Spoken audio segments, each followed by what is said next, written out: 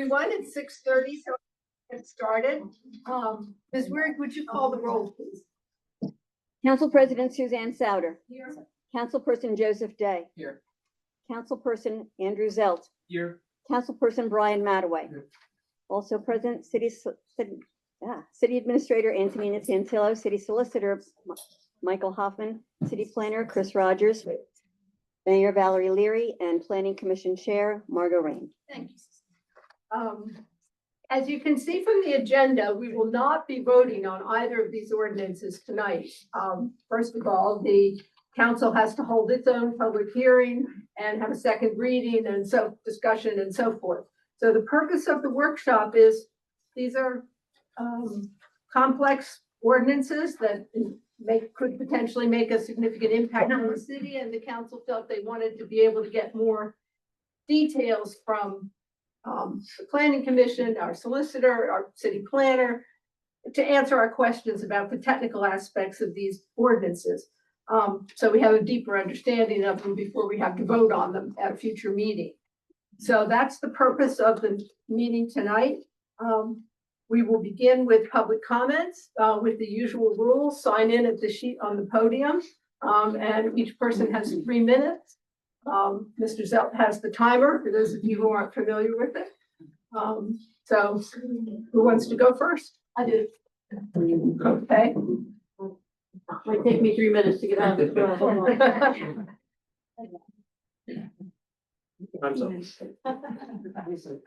Yeah.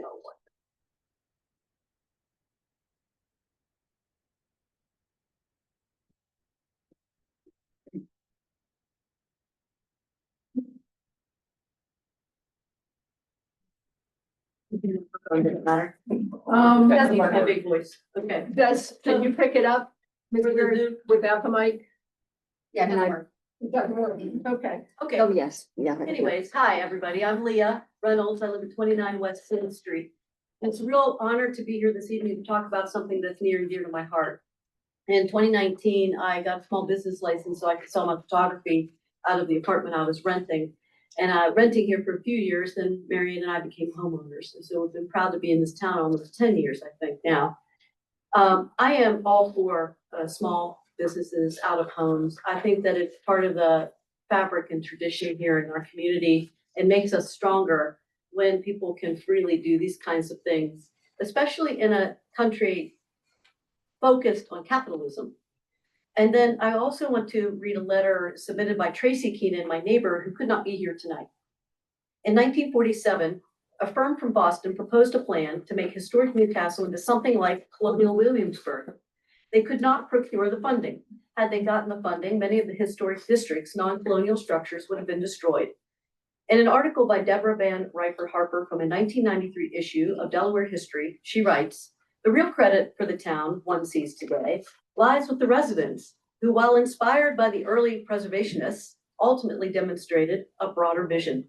They saw Newcastle not as a relic from the past, but as a vibrant community whose story continues to unfold, and they choose to protect it, not as a museum, but because it is their home.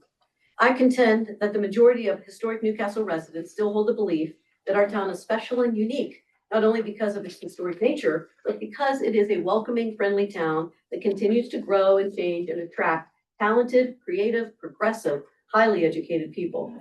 People who add something to this beautiful town. This is a vibrant, living, growing community. We need to continue to honor, but not linger in the past. It would be a shame to stop the hands of the clock and remain stubbornly mired in the past forever. We are better than that." Thank you so much. Thank you. I can go next. That's okay. You all decide that part.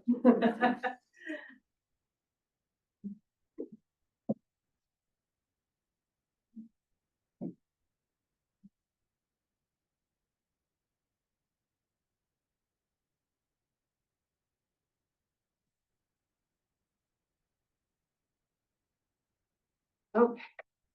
My name is Nancy Adamson. I have only lived here since January of this year, but am very happy to be here. My husband and I live on 39 West 3rd Street, and I work with Fee Price and John Reeves with the farmer's market on Saturday mornings. So I have been asked to read a letter from Fee that she wrote to the paper about a week ago. She cannot be here at this time. I'm writing in reference to and in support of a neighbor who is sharing the gifts of yoga and meditation with the residents of Newcastle.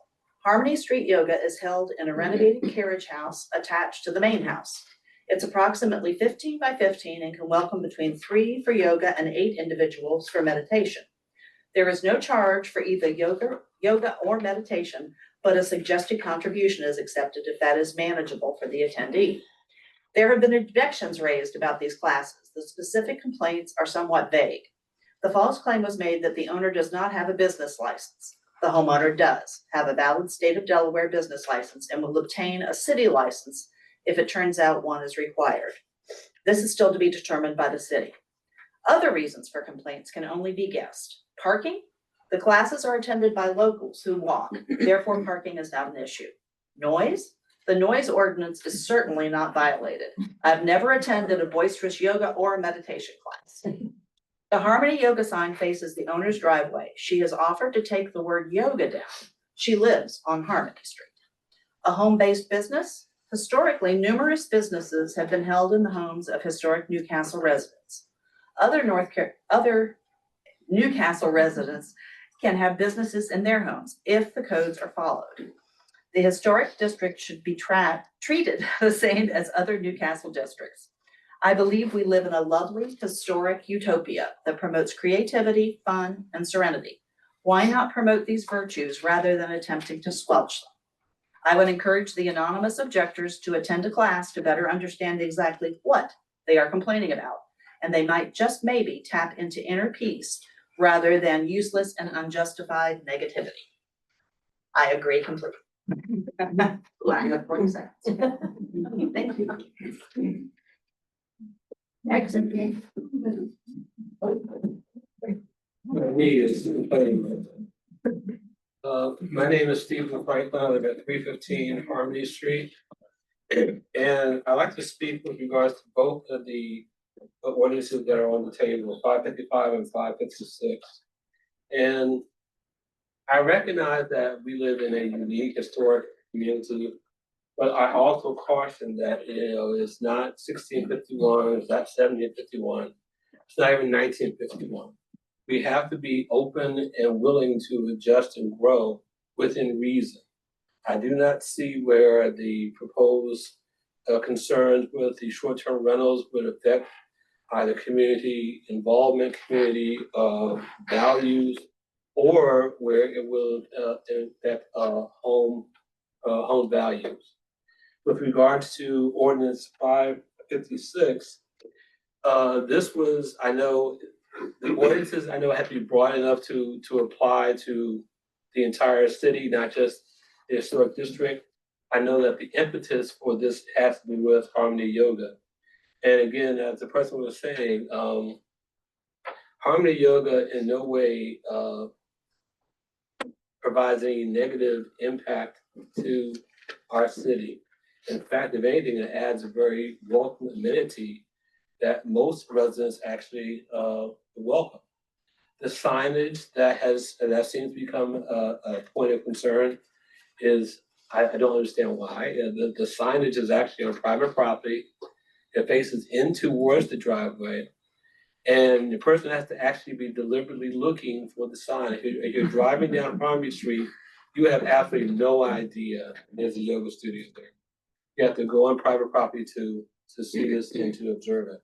So again, I understand some individuals want to maintain things the way they are, but if we remain stagnant and if we become ambivalent to tourism, which is what the ban on short-term rentals would do, if we become ambivalent to growth, then we become like Delaware City or Odessa and we start dying, and that's not what we do.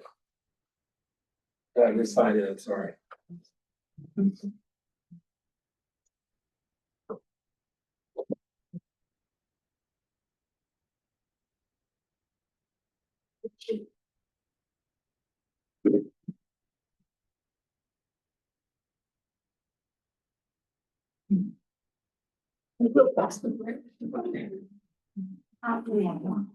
morning.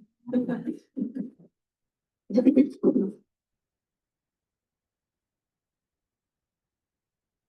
my name is Tennessee Valday, and I live at 54 East Fourth, and I am indeed the yoga studio in question. What I just gave you is a little handout. I think it's important to know what the flat is about. It's about a 225 square foot box. That was an old carriage house that was rotted out, infested with carpenter bees, rotten insulation, and God knows what kind of creatures that I completely renovated from the ground on up. When I walked into the purple house on the corner, I knew that this was my home. I knew this was going to be special. I belonged here. I have been a certified yoga instructor for 20 years. I have taught in that 20 years. It is a gift that I give people. I think the most important thing on this whole page, and I know you're capable of reading it yourself, teacher for 32 years in the public educational system. I don't generally read things out loud, but I do want to read the bottom portion to you. These are my last thoughts that I will share on this matter. I created this space as a gift to my new home with the intention of sharing the joy, the peace, the serenity that my yoga practice has given me for many decades. This and only this was and continues to be my goal for Harmony Street Yoga. I regret that this has in any way created stress, animosity, or any negativity in any way for anyone. I hope you'll come and see the studio, meditate in the studio. It's my heart, it's my soul. This is my home. I came here for a reason. And this is part of the reason I'm here, is to give this to this community, not to take something from it.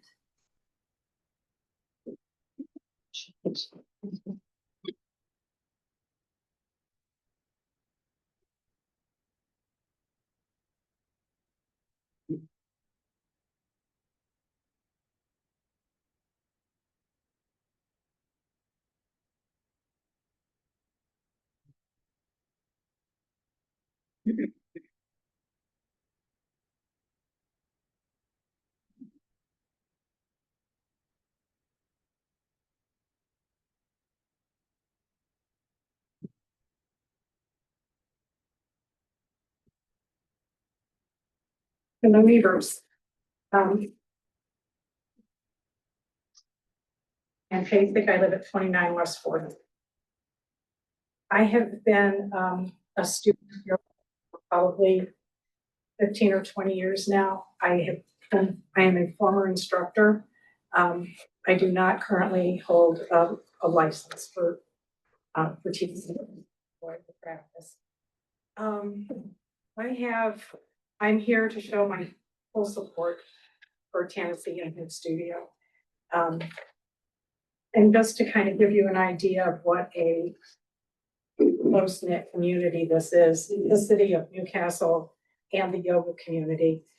I reached out to another yoga instructor who lives in Wilmington, who wanted me to read this letter on behalf of Tennessee. To the City Council of the City of Newcastle, Delaware. As a yoga instructor for 15 years, I know the benefits of having access to better health through yoga. I support having a certified yoga instructor giving classes in the community. I believe it is very important to offer these classes for the health and well-being of every resident. To deny yoga as a choice for the people of Newcastle would be the wrong decision. Thank you for your attention to this matter. Peace, joy, and good health, Donna Zingaro. So even within the community, you'll find that there's not this sense of competition or competitiveness. It's all very much one community supporting each other. And we really do need this in this day and time, and especially here in the sometimes.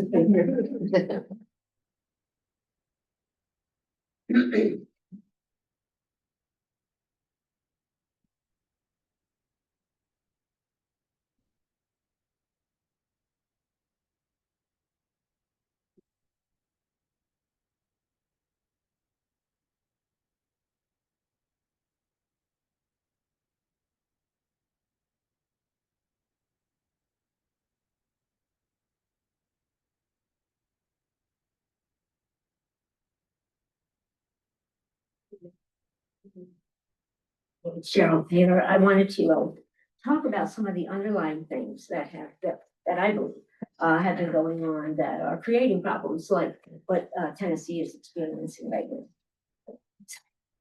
What Tennessee is experiencing right now. And I think it's about property rights. I mean, just what we have. The use of city regulations in a way that serves the narrow interests of a handful of complainants ignores the need for a constitutional government that justify laws based on broad and compelling public impact, and to ensure that those laws are not arbitrarily or unequally applied. Therefore, it's not enough to imagine that the actions of my neighbor could in some way impact my privacy. My neighbor has rights as well, and we typically balance those rights by assuming that individual rights begin and end at the boundaries of our own private property. A compelling public interest can justify a regulatory power being invoked, but ideally, this is justified with evidence. It's not enough to speculate that at some time, maybe in the future or in some other place, there might be a negative consequence. There's no end to that cycle. Many of the proposed rules related to the short-term rental and yoga studio cases are what might be called Trojan horses. They demand protection from any projected impact. There is no concrete record that either case has involved, for example, loud parties, increases in parking demand, reductions in fire safety, increases in liability requiring insurance. There are existing community-wide laws covering many such issues, including noise, fire safety, and liability. If we imagine we need additional protection for the cases at issue, then in fairness, we should demand the same of every long-term rental or owner-occupied house in town.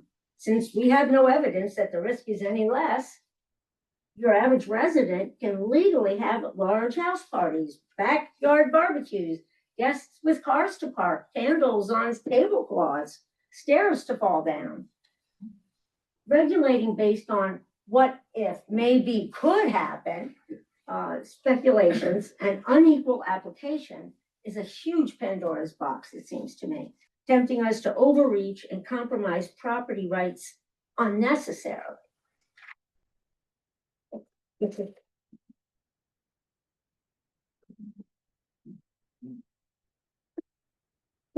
Good evening. My name is Rosemary, our name, M-A-D-L hyphen Y-O-U-N-G, Model Young. It's an odd name. It's okay.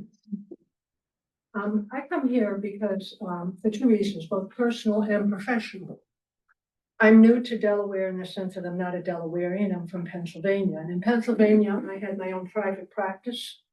In Pennsylvania, I was known as Dr. Model Young. I'm a advanced nurse, just retired, advanced nurse in clinical psychiatric adult. I had my own private practice in my house. And I think it's very important that we understand property rights. I'm not looking at yoga, no problem with yoga. But I'm not looking at we're arguing over yoga and how many people are going to come and noise and all that. I'm at property rights. I'm at affirming that we must look at revising the code. You know, there's nothing constant but change. And change is hard. But when we look at the fact that I can have my own experience personally and then professionally, what would happen if I wanted to open up my own clinic or my own clinical, I should say, therapy in my home? Would I go through the same based only on this ordinance? And I think that's something you need to look at. There's a lot of us out there that are professionals that many times would love to do more, even after work, in their own homes. And I think that's important. I think the attitude of people now, first of all, a lot of people work from home. Let's get real. What are we doing when we work from home? How is that different? What if we have meetings that people are coming into the home for? Not just Zooming, but maybe coming in. Will that take up parking space? Will that cause a ruckus? I don't know. But what I do know is that change is important. And when you live in an historic town, by the way, I live a little bit further out. I'm at 107 West 9th Street.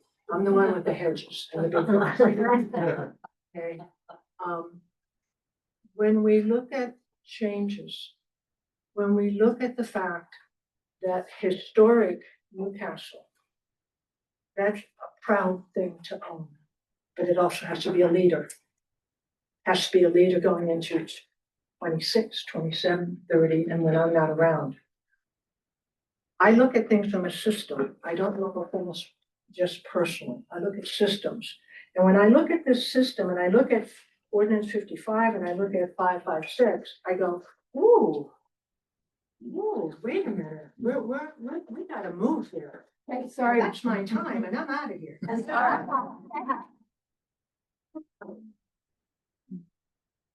Who's next? I can do this over here. Yeah.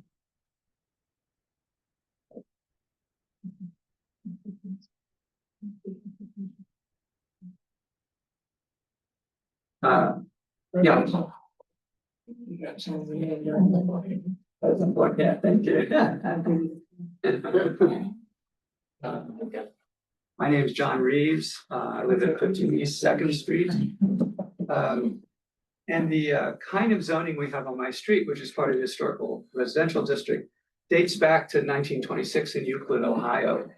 So then it was aimed at sort of protecting residential neighborhoods from industrialization, so factories and so forth. So we tend to call that kind of zoning Euclidean or single use. But that trend didn't really gather steam until after World War II and was particularly popular between 1950 and 1970 when we became a kind of a car nation. Everybody had cars and subdivisions bloomed. And that's when our town's 1969 ordinance was enacted.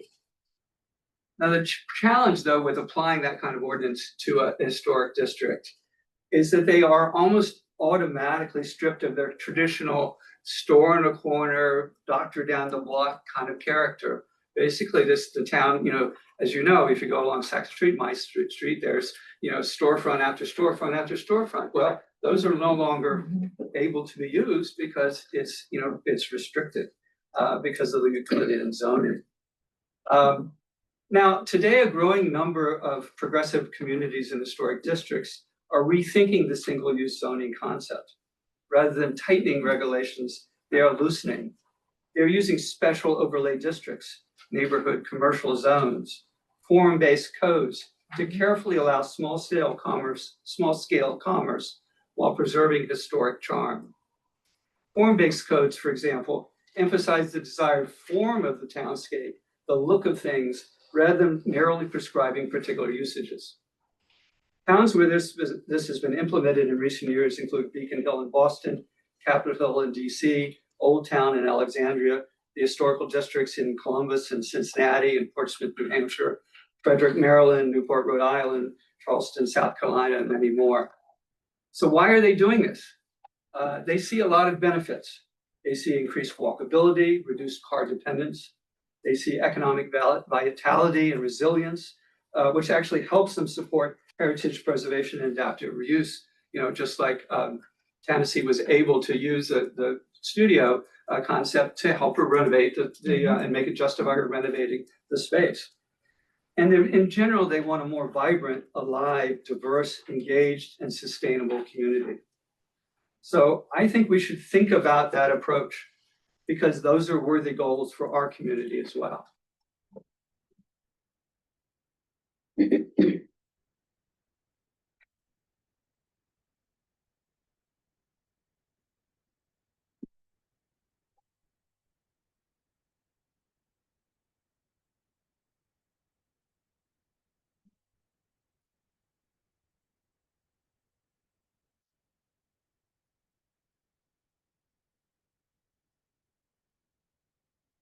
But I agree with a lot of you guys, land usage and I totally agree with you, and I think we do have to move forward. I'd also like to thank the planning commission. You guys put a lot of work into writing the ordinance, something council should have done, but you guys did a great job, and I do appreciate it. But- Max did the work, but thank you. I just want to make it clear that Yeah, Max did most. gathered the information, I was at the We did. meetings and so forth. My only problem is we talk about moving forward, but yet we discriminate against a large portion of this country, the handicaps. We're given, I read 555. Out of all these short-term rentals, not one has to have a handicap bathroom, not one has to have a handicap ramp to get in. None of them have any handicap accessibility clause in the city. So we're just gonna give licenses to people and not take care of the handicaps.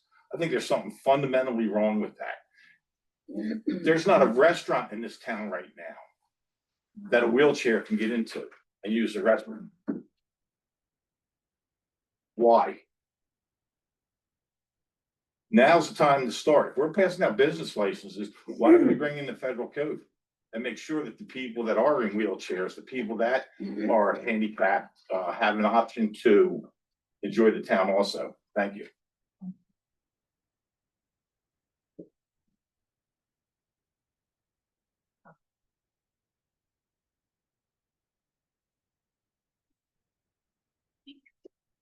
You're good.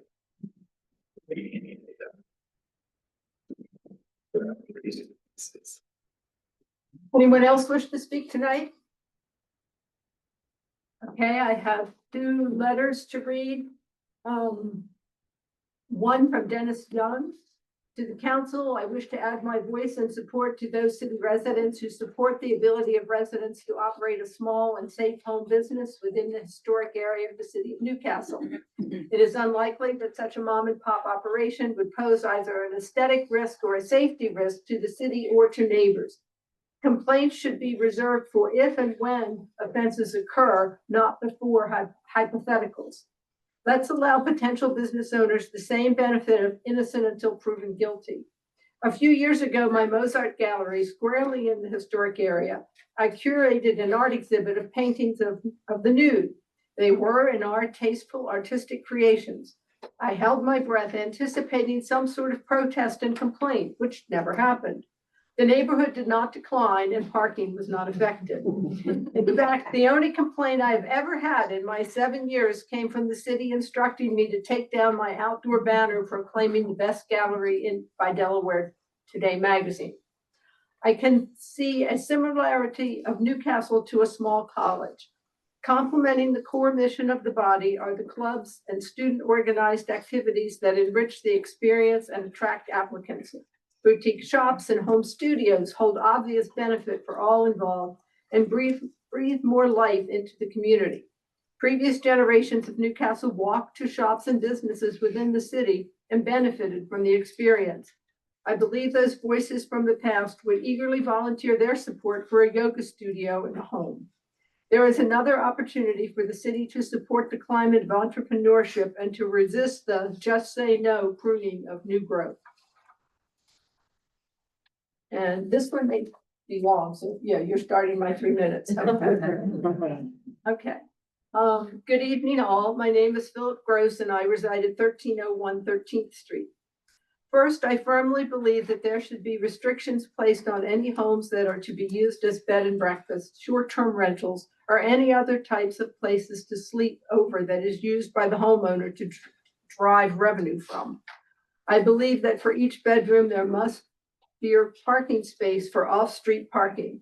It must have an up-to-date business license as well as someone privately that is available to contact in case of emergency. Firmly believe that an owner of multiple houses should not be running multiple locations to have short-term rentals, as this is a historic town and should not a major money-making endeavor.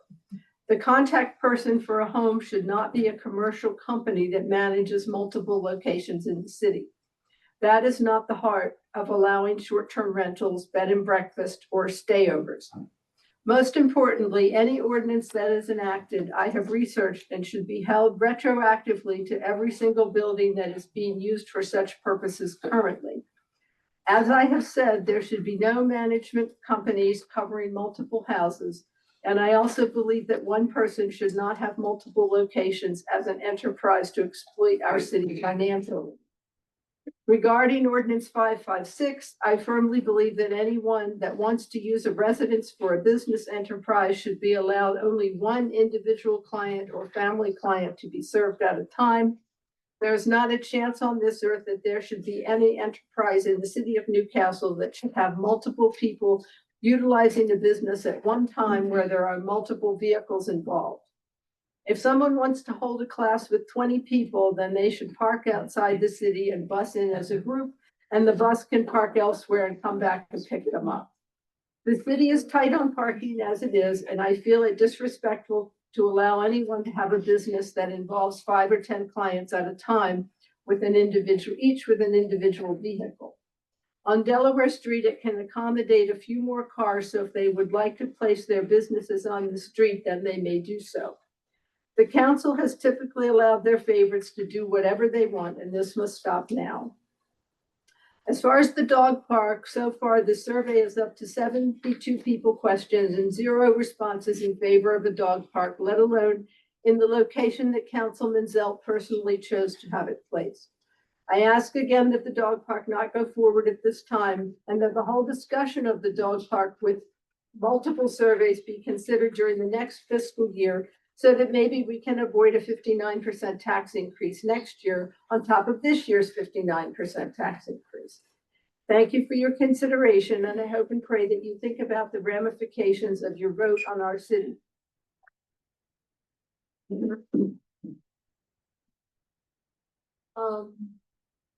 Mayor Leary, I believe you wanted to say a few words.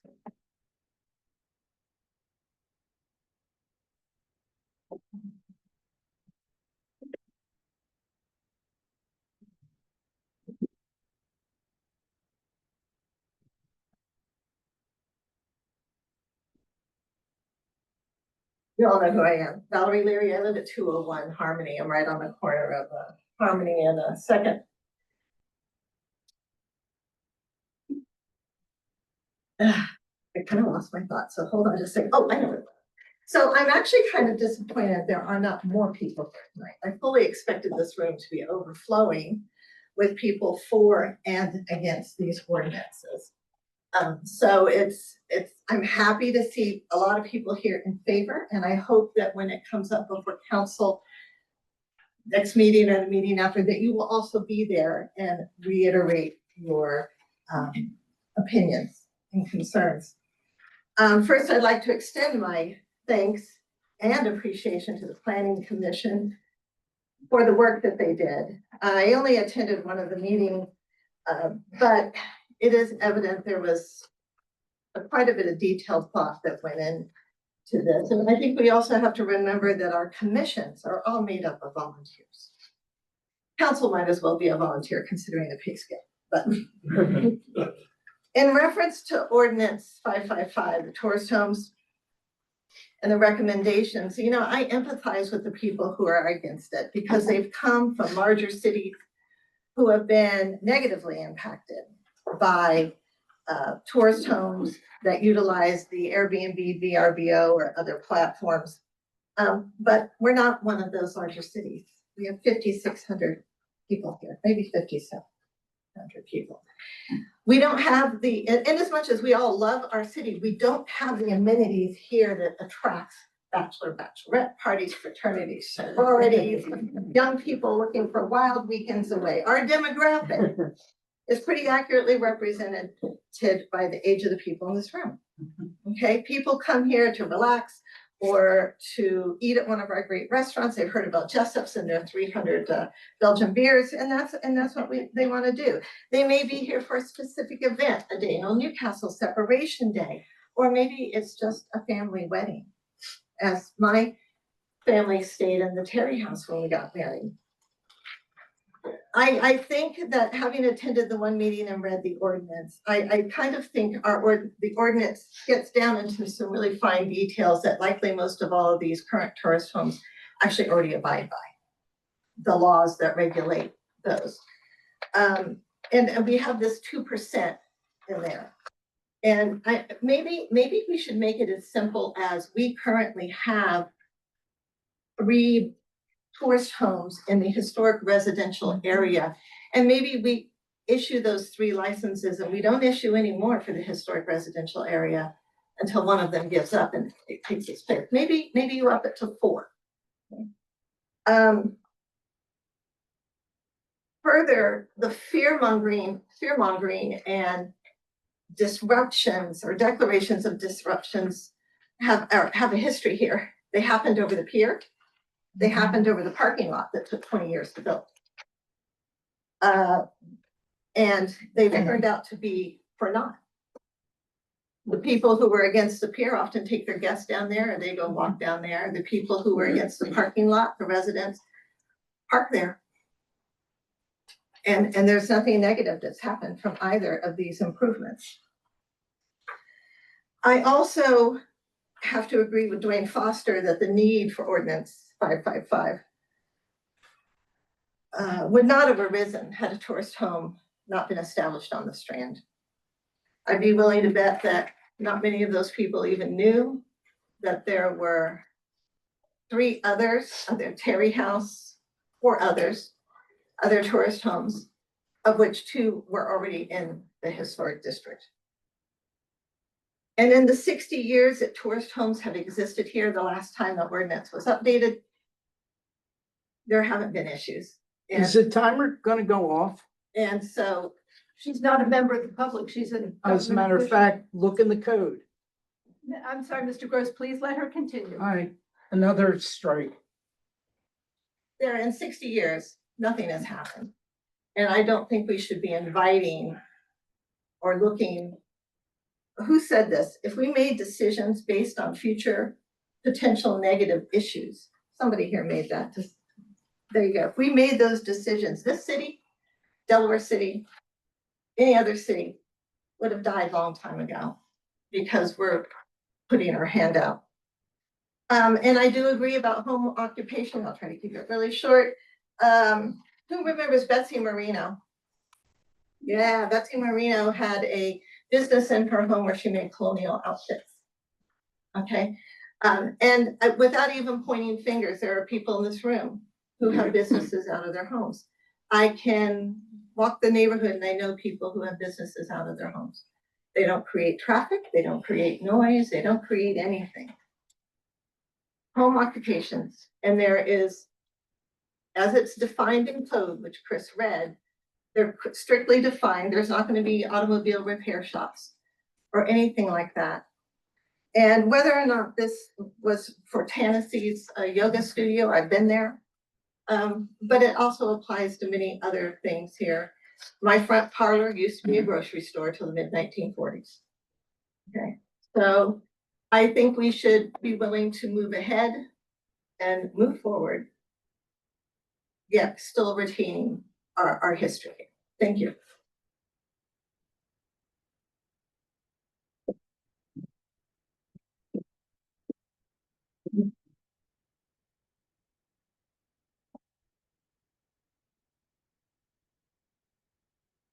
Okay,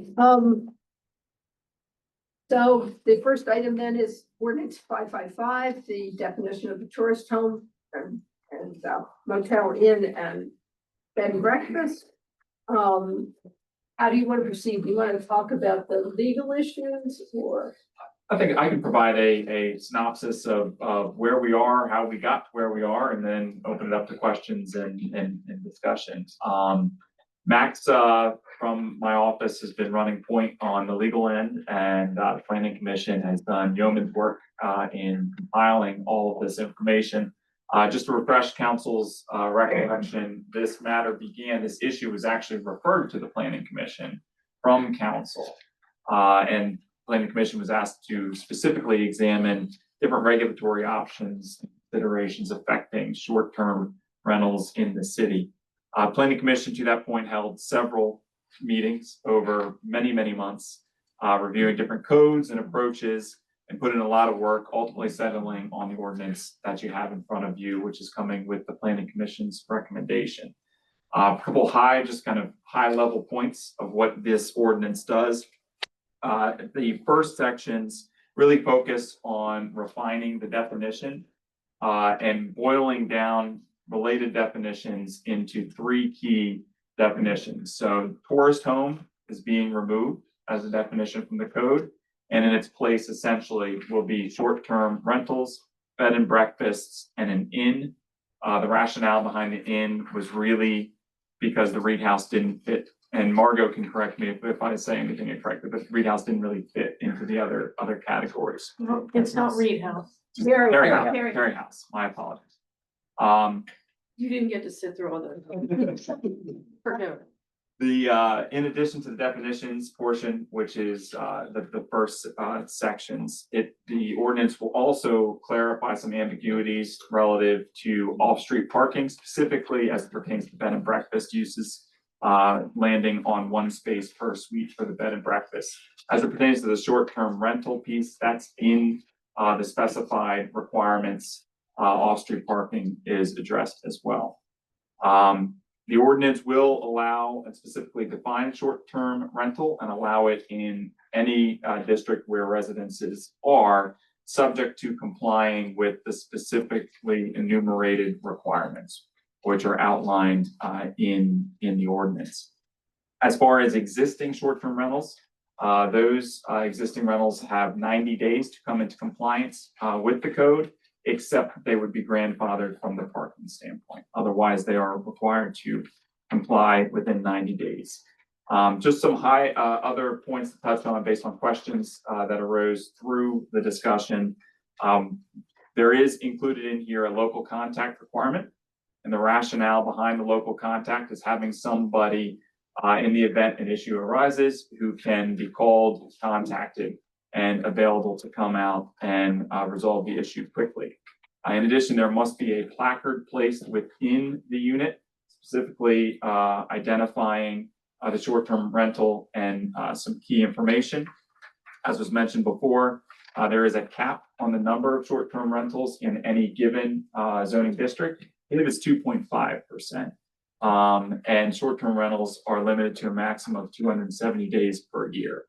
And lastly, short-term rentals are required to be identified on the city's website. Again, there is a lot of detail in that, but that detail was developed through a lot of discussion and really based on looking at what other jurisdictions did and then discussing how that fit with the city of Newcastle. So the Planning Commission did take the request seriously and presented a well-vetted product for council's consideration. Was I generally correct other than the Terry? Great, But- great. I'll just add that the council referred this to planning to begin with because code requires that all zoning ordinances go through the planning commission. So if it had originated in council, it would have had to go to planning and then come back to us.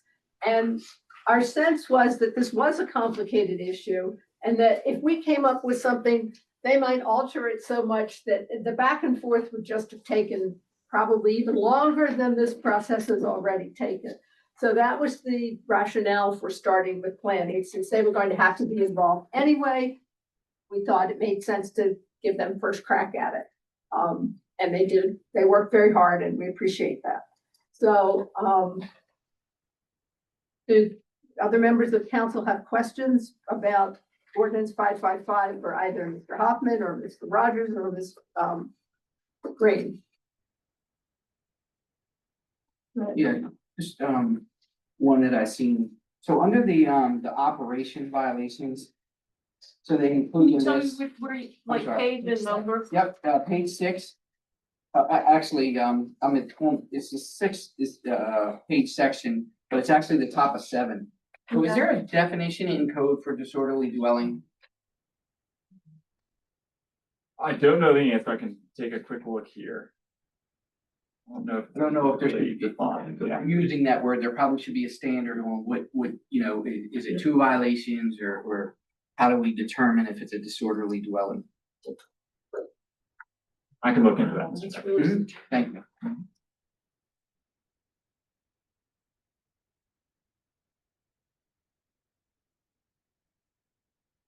Do you have anything else, Mr. Dunn?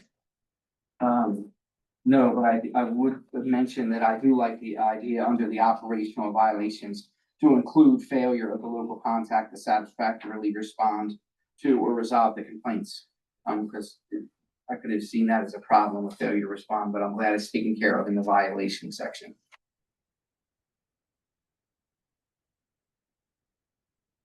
Any other questions from council? What is the exact parking for the short-term rent? I think one spot per So it's Well, one. it's based on the number of bedrooms. maybe five, D5.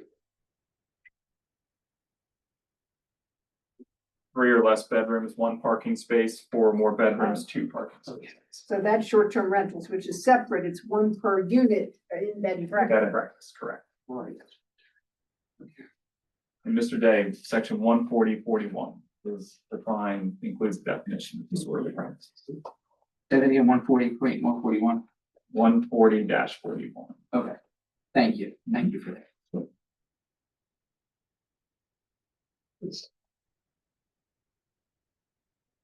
So section 14. You know, we're talking with the exceptions in place. We have something in there for the people that have exceptions to register, so make sure that they're aware of everything. I'm saying, how would we notify the current? Yeah, how do we know who the current ones are? Is there some way that we should say by a certain date that they need to register, so the exceptions in play? I read this as their grandfather, and maybe I'm. Yeah, but how do we, But they still we have need to get, they still have to get the They have short-term 90 rental license. But they have it, yeah. Well, it'll be new, because there is no short-term rental license right now. So, yeah, we do need, Isn't this exempting them, so feel free to answer, isn't this exempting them until the current license they hold expires, they wouldn't have to get one? that, Am I reading that correctly? I would assume that all that's gonna happen on January 1. By the time this gets passed, then January 1, everybody has to get new license anyway. So our thought was that's when all that would come into play. And then you have 60 days, 30 days to get your. It's license? 90 to come into compliance. but we should have something in here identifying who the exceptions are, identify that so that going forward, this is the list, this is it, and then there are no other exceptions. So just a couple things. So once the ordinance is effective, that's when the 90 days starts. And so per the ordinance, you have 90 days to come in compliance, and that's when it starts. Whether the city reaches out, or that is your obligation to be aware, you're being the existing short-term rental. But under the code, anything existing has 90 days from adoption to come into compliance. We just need to make sure we have something in play that we know who the exceptions are, so 6 months from now, another one said, oh yeah, I should have that exception. But I guess they wouldn't have that opportunity. But we should have something to say by such a certain date that this is it. So that we don't have issues in the future. Sure, and I think that, you know, what the city can say is whenever the ordinance goes into effect, calculate 90 days, and after this date, everybody is compliant. You can put that notice in. Because that is in effect what happens, that after 90 days, everybody's in compliance, except if you were existing, you're grandfathered on the parking. Now, in terms of what does that mean? That's no different than your current non-conforming situation. The burden would be on the property owner to establish that they are non-conforming, to then take advantage of that. And they'd have to self-report that they're a short-term rental anyway. Because currently, we have a single rental license that does not distinguish between long-term and short-term. So this is proposing to create a separate class of rental licenses for short-term rentals. Correct. So I mean, it'll be like, how do you know what you don't know? If somebody hasn't self-reported that they're renting their property. I just don't want a year from now, after this is all done, another one's gonna come in and say, I should have this exception. And that's why we should have a cutoff. Oh, you mean an exemption? Right, for section 14, we have the exemption in place. We should have some way that we say by such and such date, if you haven't self-reported that, this is it. Oh, okay, I see what you're saying.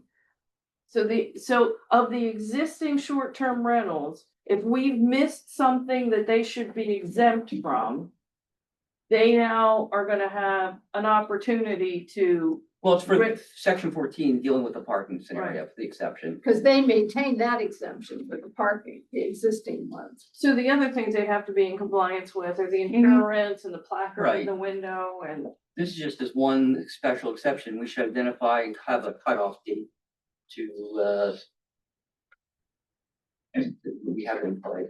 And that date will be 90 days after the adoption of the ordinance. So if it Okay. passes in, let's say, November, Add 90 days and that is the so cutoff. that would be for- February. Many people would be renewing their rental licenses in January, and at that point, if they don't already know it, they're gonna be asked what type of rental they have and to know whether they need a short-term rental license or a long-term rental license. Or a B and B license. Is that a third type of license now, or is that just a business license? I don't. We don't seem to address that. No, we don't. You're Do right. they get a short-term rental license or do they get a third kind of license? I don't think that's addressed as far as I can tell. I think we didn't want to create too many kinds of. I know, it licenses. gets too complicated. And I guess the form that's used to get the license is gonna have to be adjusted so that they're saying, what kind of rental are you? Yeah, I can see where it's just a short-term rental license and then you check the box on which one you're actually doing. There's like an Airbnb, an inn, or a bed and breakfast. Yeah, I think that would make more sense to just We're put, gonna have to put it under redesign the the form. short, yeah. Did you have any other questions? Not something to question, but more something for the city to do, for the contacts. We should put something maybe like every 3 months or 6 months to validate that those numbers are still working for the contacts. And if there's someone there. Okay. Just make sure that we can get a hold of someone. Yeah, now we currently have a requirement for a local contact for long-term rentals too. We should prove that for that as well. So we could maybe wrap it all together. I mean, some long-term rentals, the owners live here in town, so that's not so complicated, but we do have some who don't live in town. But wouldn't it be easier, just for the sake of our staff, to not have to, check in with, every rental in a city? Wouldn't it be maybe a alternative to that perhaps could be, as you renew a license, obviously you provide the information, but if something changes in the meantime, reach out to the city office so that we're not, as a city, reaching out every 3 months because it's, staffing issues. Make it their responsibility to notify us of any change and we verify it And perhaps there is a line somewhere. I don't know, but- annually or biannually in the case of the short-term rentals, because they get a 2-year license under this, if I. But I imagine we'll also have email addresses and. Yes. And text where the city could send out a mass email as a reminder. And I only say that because they're on a hook, right? They have bigger interest because they lose a license if they don't conform with that requirement. Right. So you might as well add a line in here to provide an update if there's a change in contact. Whatever that is talked about. Put that in the form for the license, if any of these. And if any of this information changes, please update us, because as Mervin was saying, if there's that phone number doesn't work, you're now in violation. And you're gonna start racking up fines. Which will get your attention. Jill, all this contact information, are we able to share this with our police department here? I think that's a Mike question. Absolutely. Yeah. Yeah. So that's something we should put on there saying this stuff will also be shared with the police department, so in the form. Yeah, in the form, I think you would put that. Something to do so that we can share that, so if something happens, 911 get called, they can contact. Right, because if there's a noise complaint, for example, the police are going to be the ones responding to that, whereas if it's a code violation, the fuse boxes don't work or whatever, that's building inspector. So, yeah, we have different responses depending on the nature of the issue. Did you have I'm done. Did you have something else? While we're at section 14, just want to ask a question, Max. The last sentence said an inn is exempt from the requirements of this ordinance, but I know that we're defining it in here, so I'm just confused. Was it just for that section 14 or entire ordinance is not applicable? for an inn? Is there somewhere else in the code that we define in requirements of the, and again, my question. So an inn was a new definition that was created, given the Terry House didn't fit neatly, and so the point there is that this short-term rental requirement and all of the requirements in there does not apply to the inn. Now, obviously, it applies to what's defined as a short-term rental, so that's more of a clarification thing. But that is what I understand. On page 2 is the definition of inn. No, I did, so Oh, I was referring to that, like, there's a definition of it and then the amount of days, but then in the end, none of this ordinance really is applicable. So I was just making sure. How do we come with 270 days? Anybody in the room? I know you guys had a lot of meetings, so I'm just curious to know where did that, I don't know where in there is, but I think there's 270 days Yeah, allowed. it's on page Page 6, 6. number 3 bullet at the three. top, yeah. Thank you. There is no scientific reason for that number. I had a lot of people who wanted it to be way less. That was the most I could get the commission to agree on. My concern has always been if you limit that too much, you're basically gonna prevent anybody from actually having one. Aren't you impeding commerce anyways with limiting something that's not limited elsewhere? I understand what you're saying, but why would we limit it? They generally have a 50% occupancy rate averaged out over the year. So why would you limit that? I had the same question. It seemed to me perhaps a backdoor way of trying to ban them by making it financially impossible for them to operate. So. I come from the same place, so. I'm And just curious. given what we know about the operation of our short-term rentals currently, they're lucky to have a 50 to 60% occupancy rate, which is barely enough to stay alive financially. So, yeah, I wasn't clear about why that was in there either. It might not even be an issue, to your point, if it's only 50-60% Right. occupied, so like, you either cost for all the days, but it's not really, if it's For all rented to 200. people do own tourist homes, I'm gonna use a collective description.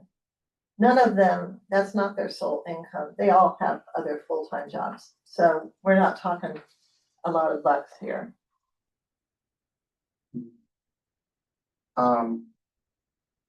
Happy, anybody else, something, if there's any thoughts about 270. First, I would like to agree that the planning commission put forth a lot of effort and time, and I attended every single one of those meetings that this topic was on the agenda. In my view of being in the audience, the 270 days was also looked at by seeing what other municipalities, jurisdictions are doing in respect to short-term rentals. And that was the number that was kind of given. Looking at that 270, page 6, it says 270, but there's no place where it identifies and requires occupancy information to be provided to the city. It's currently. There's There's a requirement that the local contact keep the under B, records under B line, and make them available if the city asks for working them. dates and rental income should Right. provide. So currently, right now, as of 2025, the General Assembly has passed a law in which occupancy rates have to be provided to the state. So if they're already providing them to the state, I think they should be providing it to us. Remember, you don't have to, these are suggested, No, these are recommendations. You can strike whatever through it and change and do whatever to this. Slash and burn it, not to say that, but you know. If it's not in there, absolutely agree, it should be in there, for us to know. And then in regards to the parcels, on the same page, 2.5%, just had a couple of questions, I guess procedurally, for Mr. Rogers. If the Board of Adjustment hears a subdivision request to divide parcel, that then in turn could affect the potential number of True. right? Yeah. Okay.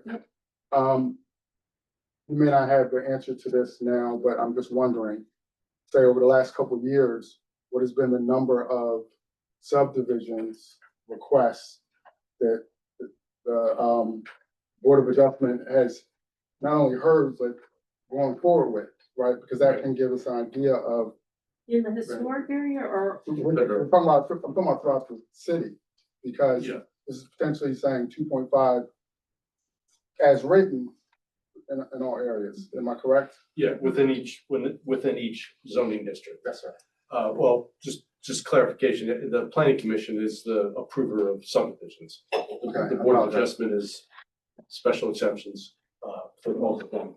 So the answer is very few. I was gonna say that We've the had- almost 3 years, I only remember one. We've had a handful of lots over the last 10 years. This is before, and I'm talking after Riverbend. So, and the land that is available for, real subdivisions is minimal in the city. We do have, the comprehensive plan amendment and rezoning associated with the River Edge property that proposed, 100 or so new lots, but that was only approved as a rezoning. So the answer is we've had just a handful of lots created over the last 10 years. And I mean, the one I remember primarily was the Tremont Street and whatever the street behind it is, I forget, 8th Street or. They had Oh, a yeah. single large property yeah, owned by and one right, family that had a bunch of houses on it that they rented. And they wanted to split it up into individual parcels so they could sell the houses independently. Yeah. So that would increase the number of parcels in a given zone, which would increase the number of potentials. And actually, I did a little quick arithmetic with my calculator here and looking at, because we were given the numbers of all the parcels. Okay, the R1, which is single family homes, has 814 parcels. That would allow 20 short-term rentals. R2, which is what, twins and double, double houses, I think. We have 423 of them. That would allow 10 short-term rentals. R3, which is like apartments and, multifamily homes, we have 600 of those. And that would allow 5. Now, the historic residential, which is where all the hoopla started, has 535, which would allow 13. And we currently have 3. You mean 15 by the R3, sorry, right? Not 5. 600, right? 600 and, It'll be 15, right? Not- yeah, maybe. I'm sorry, I was going fast and my That's all right. pen, there's a blob in front of it. So, 15, okay, yes, that sounds. That makes Yeah, more that would sense. make more sense, yes. Now, this one's the interesting one to me, historic commercial, which many of the people who don't want B&Bs or short-term rentals in the historic residential district say, well, they can be in the historic commercial district. Now, our historic commercial district is very small. It's only the west side of Delaware Street. The east side of Delaware Street is historic residential. So there are 31 parcels in the historic commercial district, which would allow 0.775, although they say a minimum of 2. So, okay, there could be 2. The retail commercial has 18 parcels, that would allow 0.45. The downtown gateway has 65 parcels, that would allow 1.6 or 2. And the service commercial has 16 and would allow 0.4. So I'm not quite sure if the thought that went into setting this 2.5 looked at the real numbers, because it doesn't. And that's why we kept lowering that. number. It just doesn't make sense to me. Well, What I also don't know, is, and part of the reason why I'm asking about the parcel, and how that math could potentially play out, because we have over 1,000 units proposed for new development. And I'm just, like, for example, Mr. Rogers, in one of the new apartment developments or in some of them? And I appreciate you might not know the answer, individually, but generally speaking, are they, they have 400 units. Is that, For an apartment yeah, complex. yes, is that, Still gonna be one It's parcel. is that one part? That's one parcel. That's what I'm trying to, Yeah. There's a minor underlying subdivision, to one of the proposals. Like the battery has there's 2 lots being created because of various reasons that we discussed when it was a predator Right. for financial. Oh, the one about the pumping station and the access to. Yeah. The parcel in the rear had to be divided off. Oh, and the landlocked, the little patch of wetlands, the Yeah, orphan so, wetland, yeah. For the most part, the battery, there's 2 lots being created for 156 units. The 610th West 7th Street, which is coming to the planning commission soon with the site plan. So they said. Yeah, that's 396 units, and there may be, I can't remember if lots are being combined or there's another single lot being created, so it. But there's not gonna be a big increase in parcels. But they're at most 1 or 2 parcels. Now, and The River Edge and has 100 some townhouses, duplexes, Mixed. and some single, and some detached. I don't remember the numbers off the top of my head, but that would. Well, but a lot of those are gonna be rentals, which I don't know if they're gonna have individual parcel numbers or not. They're being subdivided. Oh, they are gonna be. Yeah, I Well, they were proposed to be subdivided. Okay, Whether they made it clear that's what they were thinking at that time. They may come back with a condominium regime even for the detached units or the attached units, but we haven't seen it. are condominiums considered separate parcels? No. But again, you don't have to use a percentage. You can limit it to a number in the historic residential area. You can limit it to pick any of our developments. Cause I know there was some concern about quality other developments that may wanna do it. Okay, now you can have 2, I mean, you have to find a reason what to base it on, but, and apartment buildings, should they be allowed to sublet?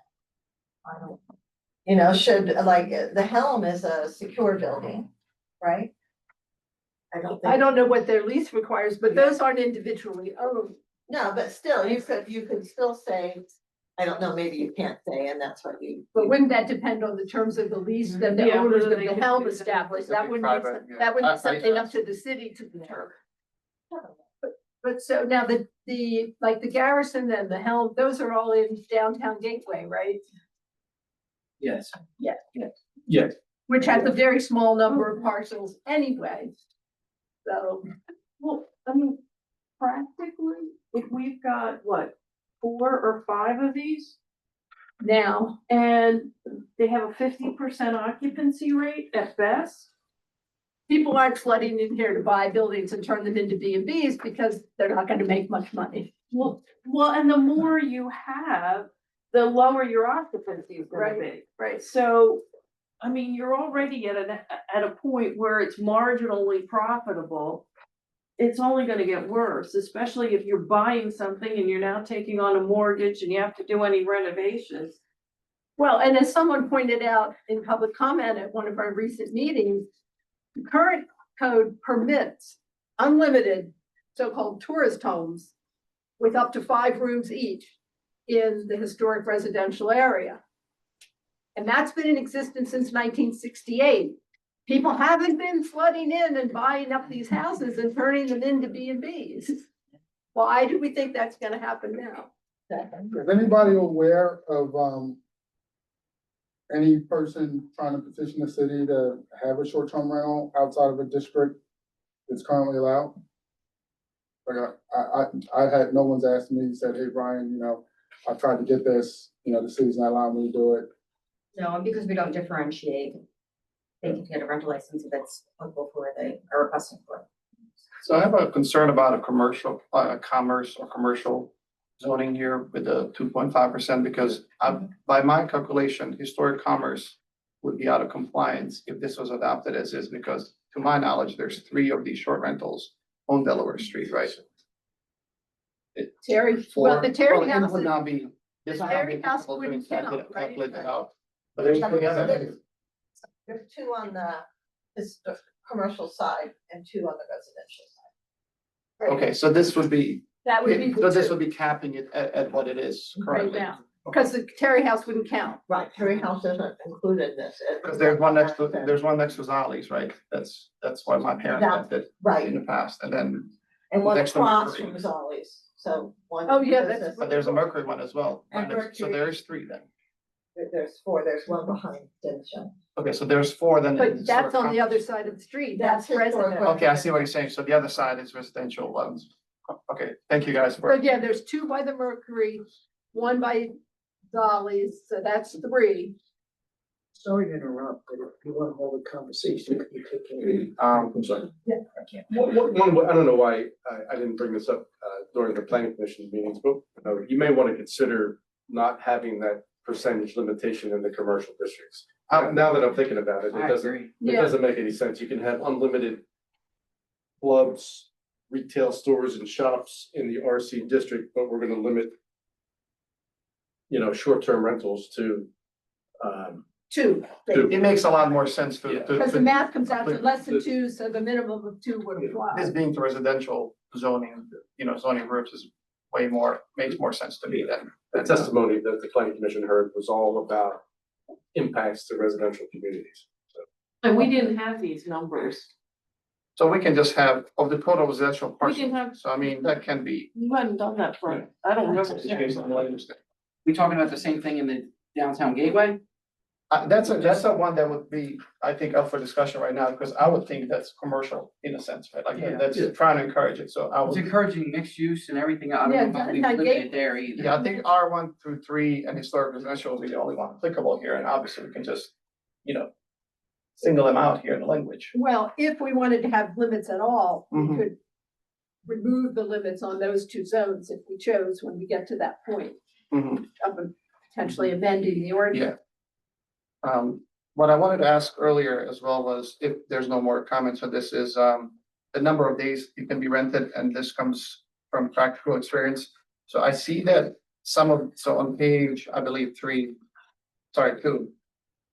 you'll see kind of different days for, in section 2, 3, and for, 31 days for short-term rental, 7 nights for bed and breakfast, and 7 nights for inn. I have asked, so to the question that was already raised about the apartments, when my parents come in from Bosnia, I always look forward to kind of host them, because houses in Newcastle are not that big to accommodate, right? Everybody coming in with more than, Anyways, long story short, I've asked Garrison at the time, hey, can we rent this for a couple months, right? So they're staying, that's not the structure of their leases. So like, that was a no. So then I'm left with only several options of, Airbnbs at the time. We ended up going Airbnb, I don't know, 3 weeks or something at a time. So I'm glad to see 31 days, because I can bring my parents over. But when they do retire, I'm hoping for them to stay about 3 months. So this is very real example for me. I know this is just one person in the city. I understand that, but just wanted to give you a perspective of what I experienced when I travel in Bosnia, and I rent there as well, or Croatia, or wherever we go.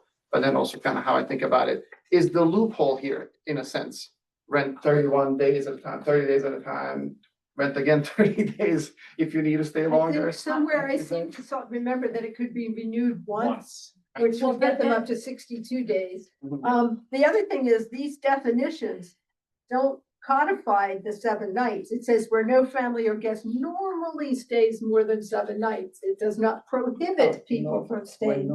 I thought that this here applied to no more than 7 No, it nights. says where no guest normally stays more than 7 nights. And the same thing is in the definition of inn, which is really exempt. So it's not prohibiting more than 7.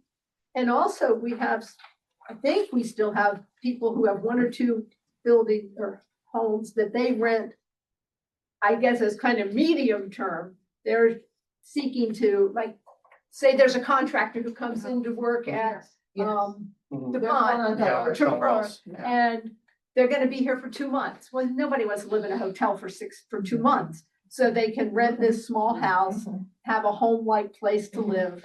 And so that doesn't fit into At that any point, of you're it. not a Well, short and that was one of the things that Because we it's brought not up, short-term. that, and I think it was Tony mentioned that next to him, there's been visiting nurses who were Right. there for 6 That- months. That's, So we try, that was raised, that we need to recognize that some of these short-term rentals aren't necessarily gonna be all that short. They're not Right. gonna be days or weeks, Yeah. but could be months. yeah, they tend to be professionals, but they're here for short-term, relatively short-term. They're not gonna sign, Less than a year. they're not gonna sign a one-year lease. So is the Terry House considered an inn under this definition? Yeah. So why would you limit them? I'm sorry, hang on. Why would we limit them to 7 nights? It says normally stays no more, so it doesn't. It's not limited. I think it's not limiting it, it's just defining it. Okay. And in a bed and breakfast, most people are there for 4 or 5 days. And besides, none of this applies to the Terry House anyway.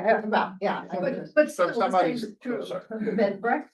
Some people, like these visiting nurses, may work out a deal. Hey, I'm gonna be here for 4 months and I, maybe not pay the nightly fee, but get a break if I, for a week. Well, there was a couple that spent 6 weeks. down Right. at the- Pack it out. On Hackett Alley. So here's the problem I'm having. These are changes. I can't see the full picture. Can we get the full, legislation, I guess that's chapter 23, the full thing printed out with the changes in it so we can see how it is together? So this is you do actually, so 230 is your zoning code, and so this 27.1 is a new section. So everything that you see, page 3, 4, 5, 6, and into 7 is all new code. That is all the full picture of what's being added for short-term rentals. All the other stuff before that are just tweaks to definitions to then fit with what's being proposed in 27.1. Cause I'm still confused on the inn. Is there no parking requirements? So, Or and is that to keep- somewhere else? Yeah, and so this is, so when you're talking about the inn, so just look at it this way, you have a code that today just says tourist home. So what you see in the first part are the definitions to say, we're gonna break down what is a bed and breakfast, what is an inn, and what is a short-term rental. Your bed and breakfast and your inn are not subject to your short-term rental leases. So that's what you're doing. What you're doing is you're saying, we're gonna take what used to be this tourist home, put it in 3 buckets, exclude these 2 buckets, and have a definition of a short-term rental, which is then covered by everything that you see Well, on what pages does 3 the to 7. bed and breakfast and the inn need to comply with? Well, the problem with the bed and breakfast has requirements for how many parking spaces. If you applied that to the Terry House, they would have to go out of existence. Understood, I'm just trying to figure out where that, On page 3, on the, I think, 12, bed and breakfast, 1 off-street parking space for each yeah, guest. but that has nothing to do with an inn, that's I'm just. sorry, I thought you said bed and breakfast, Exempt sorry. from all of them. But that's So there- why the inn was created. Alright. Well, what's to stop another inn coming in without them having any parking? And if you wanna evaluate defining that more structurally, then we create another section. Right, I'm just concerned that somewhere along the way, if someone's gonna take one of these big mansions that we have, now all of a sudden they wanna make it an inn and not have enough parking or, so we're leaving ourselves open that, yes, we know we have the situation with the Terry House, but what about the future? But so keep in mind that, again, the question becomes, what are you trying to accomplish? And if the task was to come up with a regulatory framework to address the short-term rentals, that's what this ordinance does. If that then bleeds into questions, well, we want to start talking about regulating inns beyond what the current framework is, or bed and breakfast is beyond what the current framework is, Well, I'm then not that's sure a what my different. framework is, but the zoning code Correct. already covers this, so if you came in to do a new inn, you'd have to meet the code standards today, which would include parking and zoning. Where it could be and all of that. All the other, all the other requirements. But So I- maybe I just need to figure out where that is. I understand where you're coming from, Councilperson, though. I know I think it was last year or maybe 2 years ago, you brought forth the ordinance to, enhance the minimum parking requirements. The downtown. And so I imagine you're, wondering how could this interplay, you know, with that? Or does it not? Et cetera. But it kind of connects, yes, but I'm just trying to figure out, it's like, we don't have enough parking as is, but is this stopping them now all of a sudden another end to open and parking is not required? I will pull some information and then close the loop on what does this mean in terms of if you wanna have a bed and breakfast, what does that mean under the code? If you wanna have an inn, what does that mean under the code? And I'll get you that information. I think our prevents any of the larger homes from dividing. I mean, that's been a concern of Rob Miller for some time, that we're gonna split these homes up. But our code, Do apartments, yeah. yeah, and apartments, I think our code would I think it prohibits turning, let's pick one, number 6, the Strand, into an inn. You know, there's, I don't know how many bedrooms there, but, and there, of course, there's no parking. No dedicated parking, as is in most places in town. Understood, but when I'm reading all this, we're talking about parking and all this stuff, I don't see anything dealing with the bed and breakfast and the inn for the parking, Well, the so. bed and breakfast with the parking. Well, yeah, it's right there, I don't see the The inn. inn doesn't have it in there because the inn is exempt from all this. But it just concerns me in the future. Right, well, we'd have to see, as Mr. Hoffman's saying, he can show us how it would fit into the rest of the current zoning. Any other? I just have 2 quick questions and I'm done with my comments, if that's okay. So just to confirm back to this conversation we just had about the number of days. Bed and breakfast or in one set, both have 7 nights. If somebody's to stay 2 weeks, they're not violating business license. Am I? So this is just defining, you're saying, Right. but somebody can stay longer than 7 nights in those. Yeah, if you otherwise meet the definition of the bed and breakfast, then yes, you're operating. It's not limited to the 7 Okay. days. He And needs to then, make sure his folks have a place to stay. well, no, not, so that's not for me. Like, I'm hoping that there are business owners who are coming to these meetings at planning and saying, oh, this is potential an issue or not. So if people want to limit it to 2 days, I'm okay with that, right? Like, if that's the sentiment, I'll find a place for my parents to stay. But, you know, I'm just, I think at some point we were just saying this is definition, so I just wanted to confirm my interpretation was correct. And last question, I just have anybody in the room, feel free to jump in, but it might be just Antonina. Have there been any complaints, incidents, or abuse of any of these categories here that we just defined today in? Not that bed I'm and aware of, breakfast? and when this first came up last fall, late fall, I had checked with the police and there were no. And I think they said they were quickly able to go back 6 months just in their software, so. And I'm not aware of anything that has. So that takes us back to like May of 24. And then, of course, since all this has become such a hot issue in town, if there had been any incidents, I'm sure we would have heard about them. That's all. Yeah, thank you so much. Liz. Appreciate it. So, I got no more questions. did you have more There questions, was, Mr. there was Miller? just one thing, maybe for consideration as we go forward. I know, Council President Sato brought forth the, charter change, that's essentially gonna be considered in regards to multiple, tax rates, if you will. I don't know how this would interplay with that, like, are these now, are these commercial enterprises? Someone's Yes. renting, you know, if we go, I think it's, right here it says by district, but then I think there's another option for use. So we still have to work out those details if we choose to do a variable rate. If you do it based on the zoning stays the same. You're not changing the zoning. But if you're talking about use, Right. then that might be something. And We if- still need to define how we can. We get to define, if we're gonna apply variable rates, we get to define how we're gonna do that. Right. And we haven't gotten there yet. I was just pointing out that could potentially be a consideration or something that will have to be addressed down the line in regards to the variable rates that council passed. That are these, I don't know, are they businesses, you know, if they have business licenses, or is that deemed a commercial use of a property? And It was something to be determined. It's become an income producing property, so. But I would argue the same point, like a long-term rental is an income producing property too. Yeah. Right. I'm not for or against it, but I can see both sides of the coin here. No, you're absolutely right, and I was just saying Yeah. like. you And know, we have long-term- multiple buildings, particularly on Delaware Street, that have a business on the ground floor and residents above. And sometimes it's the owner of the business who lives above it, sometimes it's not, sometimes those Yeah. apartments are rented out to other people. And I mean, that used to be a very common model, certainly here in Newcastle and many other cities, but not so much these days, but we'd have to decide how to handle that. Actually, in Newark, that's what they're all moving to. You have the retail on the first floor, then students and apartments above it. Well, and the whole mixed use community is a trend that's The whole idea at the Garrison. right. That's the, And that's the some, concept behind the DD zone. The Yeah. down, right.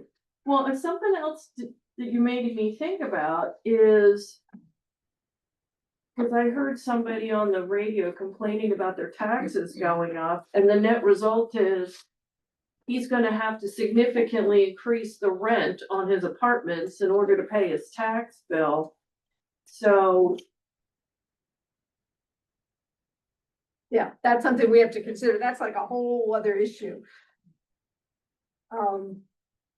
Okay, did you have something else, Mr. Hadaway? Okay, I just kind of went through this on page 2, under short-term rental. It lists such as Airbnb and VRBO. Those are not types of rentals. Those are platforms online that people use to rent properties. So I'm not quite sure why they're listed like that, because they, to me, just muddle the definition. I think because the history of this whole complaint. Was about an Airbnb, yes, that's what I thought, but I don't know that it adds any clarity to the legal status. And then the bed and breakfast, the requirement for it to be owner occupied. I think I understood the rationale of that was they thought the owner would be more responsible and keep the tenants under control and so forth.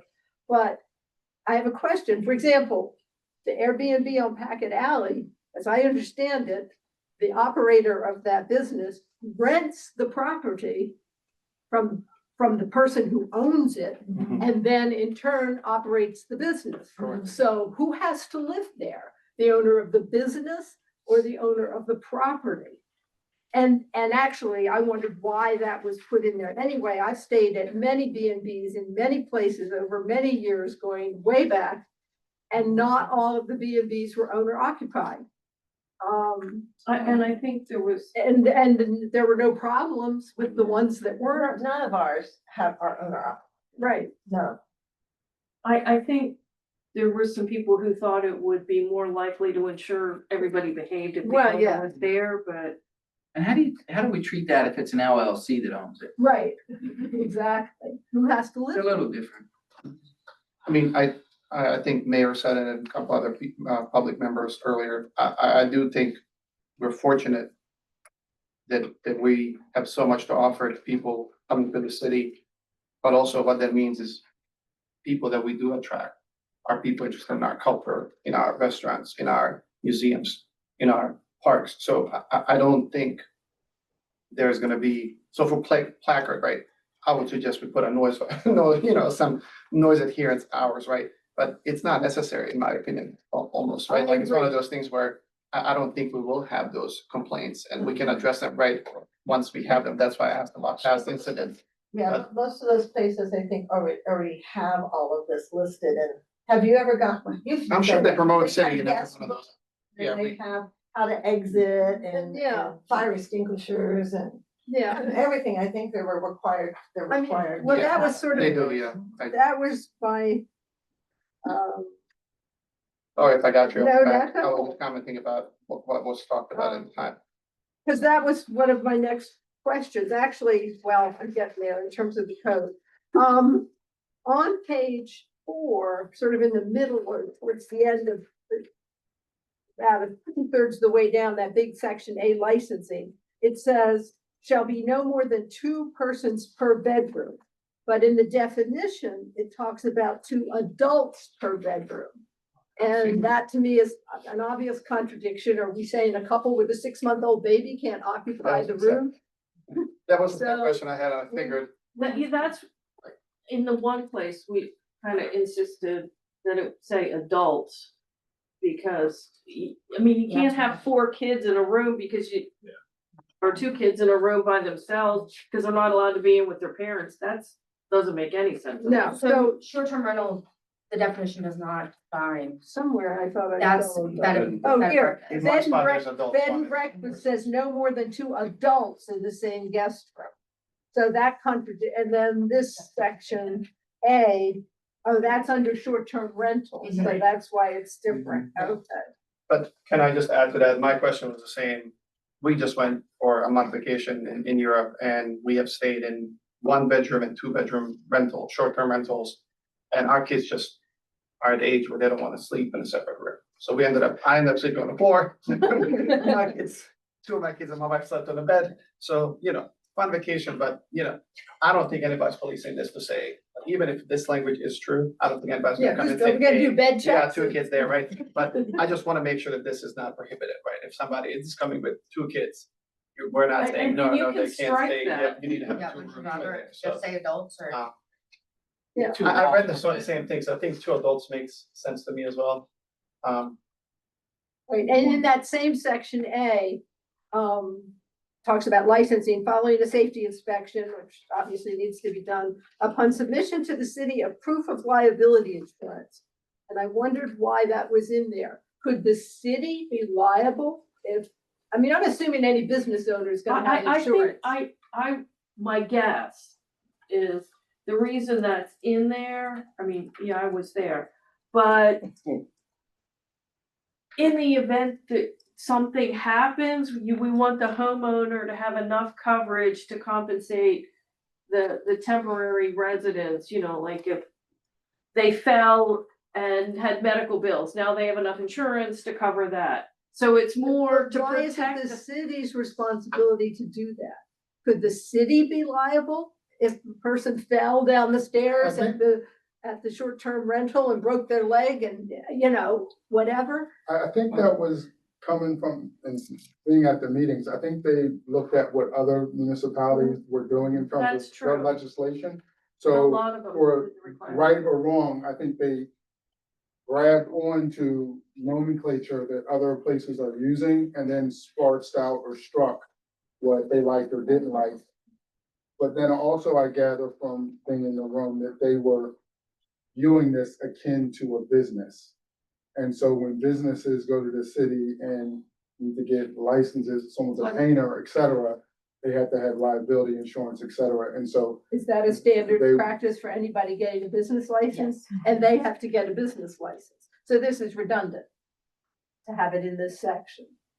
Yeah, so to answer your question, no, the city wouldn't be liable, but the purpose of this language is to protect the renter, essentially, to ensure just as, you have all those other standards in terms of requiring safety equipment and whatnot. Yeah. It is common to require proof of insurance to ensure that, just as Margot said, in the event something happens, that there is Okay. protection. But if we already would require that for their business, for any business license, that they have insurance. But this is just requiring that you show proof of it. So if they have to show proof of the business, then they have to show proof here, but So either way. it's not an additional requirement, but it's redundant to our business license requirements. But in no case is the city an added insurer No. either. No. No, So, so if they cancel it the next day, we're still in the same position and we have a 2-year license, but generally these insurance, policies are only for a year. So I don't know how you handle that. I'm not really COI. against it, but there's a lot of holes in it. When you were provided the COI, they identify the city as being provided with that. So if they were to cancel it the next, you would be notified. Okay. Yeah. So So they that would- is required. Okay. Okay. That makes Yeah, I sense. know when we hire a contractor, for example, to do work on a building, obviously we require them to have insurance in case they damage the building. But this is to protect the tenants. And it's already required. Okay. Can I add a question about this one? So I saw the $1 million and my question was about efficiency, like redundancy. Is there anywhere else that we're requiring the same amount that this is modeled in our code that we can just reference here so that if we change it at any point, we're not having to change 2 different documents? That's just my question. I don't disagree with this. Is that what we require for businesses, $1 million? Any business? And you'd have to answer now, whenever this is, I know Right. you're writing more information later, but that just popped up in my head, like if this is already somewhere. That's actually a valid point, because 20, 30 years from now, $1 million insurance might not be worth really, very. But especially, I'm okay with being here if this is defining the license for short-term rentals, but if we're requiring based on something else and it's gonna be the same, then we might as well just Right. reference it there. No, that's a good point. Well, and sort of in a related vein, in section D on page 5, we go through building requirements, working smoke detectors, carbon monoxide detectors, fire extinguisher. Aren't those things already required for Yeah, for businesses and rental, any it rental? could end right there before including the section, it could And be, it short, and a GFI receptacles, that's code for any house, isn't it? Within 6 feet of a sink, you have to have a GFCI. Not existing now. Not existing, Yeah, I but mean, new yeah, construction. yep, exactly. Or if Well, you're gonna but that, renovate. but the GFIs have been in the code for quite a while, so if they've ever renovated it, they should have brought it up to code. Okay. But you're right. but yeah, I guess I agree. Is there, can this end after the second sentence, you know? Someone in the audience seems to have an answer. I have an answer. As a business owner, if you have any type of business in town, the landlord has a lease that requires all of that stuff that you're talking about. Insurance, receptacles, electric, everything that we as the renters we have to provide that coverage, that insurance and all Oh, that. so that's not an issue here. I think the issue is like, if this is already mentioned somewhere else, so this, the building requirements is that all dwellings shall meet all applicable building, Right. health, fire, and related safety codes at all times. And now instead of including, we can just say, as Right. stated in In section, section. The whatever. landlord says that, and my landlord says that I have to hold, the city not liable for anything. Yeah. But So I do, I have to, that requires it. Let's see, we've talked about that. We've talked about the % of parcels. Oh, on page 7, this is a question for Mr. Hoffman, I believe. Sections 3C, nothing contained herein shall be construed to limit the legal remedies available to any other person for the correction of violations of this chapter, et cetera. What any other person? I mean, could a neighbor say, don't think they're in compliance and? Yeah, this doesn't offer any remedies, this just says we're not limiting any remedies, so you would have to have a lawful remedy in order to then pursue that, but what this section is saying is that the fact that we are enumerating penalties and remedies should not be read to limit any other lawful remedy. Okay, so this is like boilerplate legal language.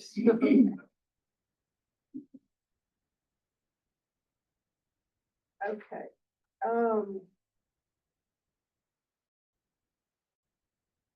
that's what we talked about. All right. Just have a couple. Go And ahead. I'll be quick. So, at the top of page 5, we talk about the local contact shall also be required to maintain records of all short-term rental bookings, dates, rental booking dates, and rental income. Why would we get the rental income? I mean, we're not taxing on it, right?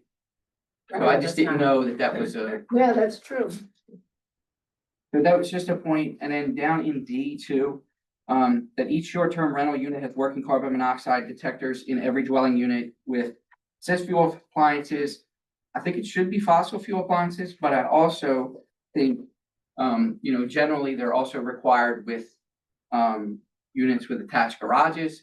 But what I'll say here too, is we do have connected row homes in many places. I think we should just flat out say they need to have carbon monoxide detectors. Those aren't required? It's only in fossil fuel, in dwellings with fossil. That's what fuel it says. appliances. Okay, I'm like going, I always had it. So you're just saying to stop at every dwelling unit, period, like, right, that's what you, just leave everything out there? Yep. And then, just minor on 7, on page 7 in 3A, it should say written warning in lieu of a fine. Where's that, sorry? Page 7, It's warning 3A. instead of warning. Yes, That's just a typo. that's it. Okay. I have 2 quick ones too. Page 5, B6. Margot and Max, in these meetings that you had at planning, has there been a talk about security and safety of these lock boxes? I think it's a great idea. I hate when I have to meet somebody to get a key, right? So like, it's nice to be able to walk in yourself. But it was there talk about 4, 5, 6 digit or change of codes and stuff. Yeah, that's kind of up to the owner or the. No, I know it is, but I just wonder if there's an opportunity here for. Yeah, I mean, do we need to standards. micromanage their business practices? More about safety of residents who go there afterwards is my Or concern. the next person, Yeah, yeah. yeah, If it's a 1, 2, 3, 4, and then somebody, right. They could easily come back, yeah, the Correct. digital ones that are gonna change every Mhm. time you get a new person will be best, but. and the last question is from Max, under section 14, last sentence where you said inn is exempt from the requirements. It sounds like we should add hotel and motel because they are defined here, but none of this applies to them because they would have their We don't. 1.5 or 2. I know, but we're defining them in here, so I think. Yeah. From that perspective, should be said that when a new hotel or motel application It comes was in, built, they yeah. would. Okay, anything else on 555? All right, 558, or 556, excuse me, 558 was last night. Thank you, Margaret. Thank you, Max. Yeah. Yeah, and thank you. I know we had a lot of questions, but actually to get it down to this little amount is such a big convenience for us. We appreciate all the work you did. Yeah. Absolutely. We were happy to do it. Yeah. So this one, Thank you. Just don't do it again. This one may be shorter, I don't know. I do think it's important, there seems to be some misunderstanding as to what is acceptable as a home occupation, since that's not defined in this segment. And so it just references that a home occupation is defined in section 230-1. And Mr. Rogers read these at the council meeting when we had the reading of this ordinance, but I think it's not that long. I think it would help eliminate some confusion and misunderstanding if I read them again. So a home occupation is an occupation or profession which is customarily carried on in a dwelling or building or other structure accessory to a dwelling and does not compromise more than 25% of the total floor area of all structures on the lot, is owned by a full-time resident of the dwelling unit and shall employ only other full-time residents of the dwelling unit. A home occupation which provides services that occur off-site may have additional employees, provided such employees meet and work off-site and are not at the subject residence. Is clearly incidental and secondary to the use of the dwelling for residential purposes. D, must maintain the residential character and appearance of the structure.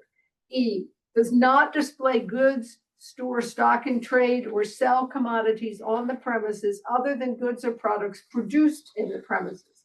F, does not involve visitors by customers to the premises between 9 p.m. and 8 a.m. G, does not generate greater traffic volumes or increase traffic hazards than would typically be expected in a residential district. No goods or supplies shall be delivered by commercial vehicles either to or from the premises in connection with the home occupation, except by the United States Postal Service or a commercial delivery service. And finally, a couple more, does not involve any machining, fabricating, automotive repair, maintenance, painting, or outdoor storage of parts or material. In particular, a home occupation includes, but is not limited to the following: art studio, dressmaking, professional office of a lawyer, engineer, architect, or certified public accountant within a dwelling occupied by the same. 3, however, a home occupation shall not be interpreted to include the following: A, barbershops and beauty parlors, B, physicians or dentist office, C, automotive repair or maintenance, D, restaurants. So we've heard some talk about, oh, you can have 20 people coming at a time, and clearly these regulations do not permit that. And those are referenced in this ordinance, so they would stand. So I just wanted to get that out there to help. And there's no proposal here to change any of that with the reg. Absolutely. That's already in the code. And if I could just elaborate on that, in your packet, just because it's new to your packets for second, there's a letter signed by Margot about what the planning commission recommended for this, which is the ordinance as written. And then they made an additional vote and motion and vote to also recommend the expansion to all residential districts. So I just wanted to put that up. Because currently home occupations are permitted in R2 and R3. they're not permitted in historic residential and R1. And as Mr. Rogers pointed out, I think when we read this, or perhaps it was at a planning commission meeting, it seems odd that they're permitted in the districts with what would typically be smaller housing units, apartments or townhomes or that sort of thing, as opposed to single family homes, and not permitted in the zones with the larger dwelling units. So by just making this uniform throughout the residential zones of the city, I think that takes care of that issue. So I guess we'll go through the same thing again. Questions, comments from council on 556? No questions from me, but again, thank you. Okay. So confirmation, we're switching one whereas to HRN R1 to be added. Right. Okay. Well, so you have two recommendations in front of you. So the planning commission was asked to review the ordinance that was introduced, which only extends it to the HR zoning district. When the planning commission completed its review, it said, we support that, but we also think you should extend it to R1. So right now, as drafted, is just HR, but if council wants to add, then we. We would just have to make that as an amendment when it comes before us. Yes, I would definitely recommend that, because I thought that was glaring miss, so excellent. Okay. That's all I have. Anything else? I second the addition of this amendment, but also, I wanted to thank everybody for coming and, speaking in support of this. And, I think this is why our city is great, has residents like you living in here. I just want to say that this is a great opportunity for residents to redesign their homes and turn them and utilize them to be, and not in this case that we heard a nice supplemental income. So it's just basically, like opening, you put effort into renovating your home so for benefit of the society, but even in cases where this is supplemental income, but also more importantly, I talked about this in prior meetings, a hobby for people, individual fulfillment, and then in this particular case, fulfillment and benefit of others as well. So thank you for doing this, but also I think mental health is important. So I think if we can have more examples like this where our community members are willing to open their homes and expertise, years of expertise, and share that, for whether there's a business model behind it or not, it's really up to you guys. But I applaud you all here, and thank you guys for being showing us who we are as a community. So thanks. Ms. Mattaway, comment? Yeah, I think that our community of this town has always had an integration of residents and businesses. And I think it's important to maintain that in a changing time. I do see where that's this ordinance, excuse me, the current code speaks to time of visits at the home business. I'm talking about on page 5 of 10. Yes, I do recognize that there are some elements which is always there in certain areas of town in regards to parking. So I wonder if there could be another letter added that says something like limits the people are parking, less than 3 hours as an example. Right, so people aren't there. Which one are you So looking that's at? a definition of. This is page 5, but Yeah. under F, Yeah. 1F, sorry, highlighted in the red or orange. Yes, because I know that, yeah. Highlighted on, that's just a thought that I had, Oh, you're looking at the ordinance as a, you're looking at the code. yes. Because the ordinance. Oh, I'm sorry, the current, yeah. Existing code in the back. It's there in the back, Yeah, I'm section sorry, I. the code. Yeah. Wondering about the code,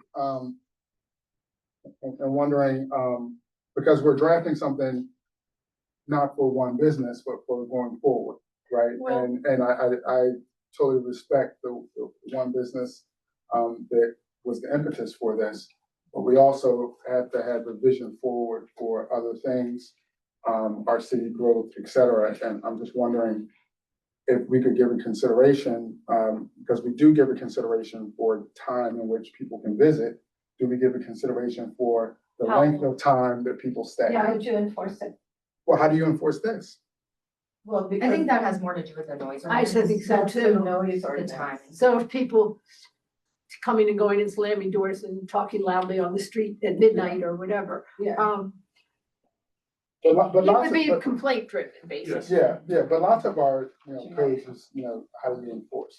Well, right, Like, but with your thing about limiting people to 3 hours, since this is basically, it says to be similar to what you would expect in a residential area. Let's say you have a family that has a tradition of getting together every Sunday in football season and all the kids come in and they have a meal and they watch the football game. And maybe it's a family with 2 adult children and 2 adult grandchildren who all live in different places, so drive separately. So that's 4 cars coming to the house. They could be there more than 3 hours. If they're gonna watch the game and visit and eat and all that. And are we going to say that in a primarily residential area, we're gonna put the limit on an artist who may have someone come to pose for them for more than 3 hours? And I'll add to that, I live on the street where there's a church and, on Sundays, we lose our parking all the time. If we leave for practice or something, and then I just park somewhere else and walk down to my house and, just want to add to that because I think it kind of, I see the parallel you're drawing there. I understand also what you're saying, but then if we're being, equal, then we would have to probably stretch that further and, it's. Margaret, hard, do you I wanna guess. talk about what the planning commission spoke about parking? One of the things we thought about is if you think about the size of the homes that we have. And you can only have 25% of the house dedicated to the business, you're probably not gonna be able to fit 20 people in there anyway. And most people doing business aren't gonna be there for very long. If you're an attorney, you don't have people coming for extended hours. I mean, they're not there for the weekend. But there must be also, So willing to pay for 3 hours of a long Yeah, advice. That'd be a really expensive, right? But I mean, I think most business transactions, meetings are an hour-ish. Maybe if you're going to lunch, they might go meet, walk over to somewhere for lunch, then come back. They're gonna be in the middle of the day when most residents are gonna be there anyway. So I agree that most businesses will be less than 3 hours. That's why I threw that number out there. Mhm. But, again, I was just throwing it out there as a potential thought, again, because we don't know what to come down the future. And then once we have it, it's hard Well, if it to proves reel it back. to be a problem in the future. You have no more. We'd have, I mean, we could not simply amend ordinance 556 to add what you're talking about, because that's in a different section of the code. That's in the definition section of the code. Is that right?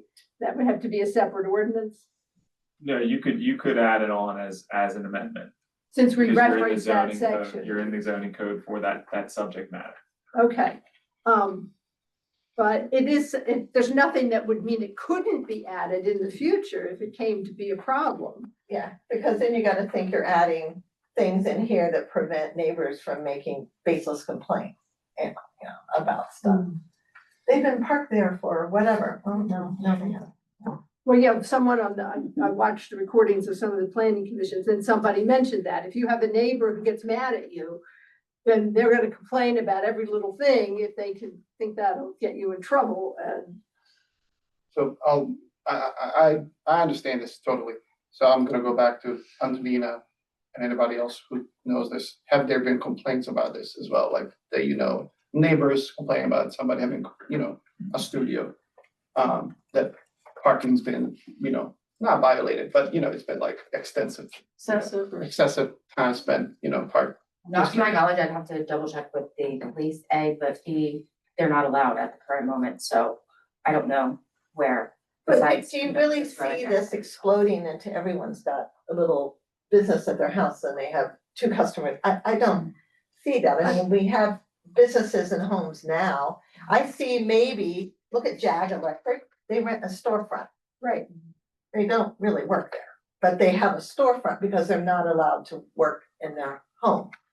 But they won't need the storefront anymore. They don't have street traffic. Right.